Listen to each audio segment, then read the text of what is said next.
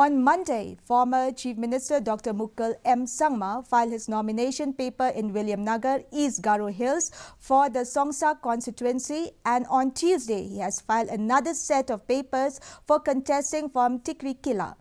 Addressing a massive gathering after filing his nomination for the Songsak seat, Meghalaya TMC Legislature Party leader Mukul Sangma said that they are working to reignite the whole sense of oneness which brought the people together when they thought about the larger good of each and everyone from all the hills of the state.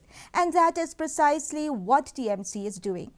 Three-time NPP MLA and Minister James Sangma filed his nomination on Monday. James Sangma will contest from Dadingre Vidhan Sabha constituency, ST constituency in the West Garo Hills district. Also, people of the state must come together and show the power of being oneness, the power of unity. Because we are talking about state. Whose state? Our state. Everyone's state.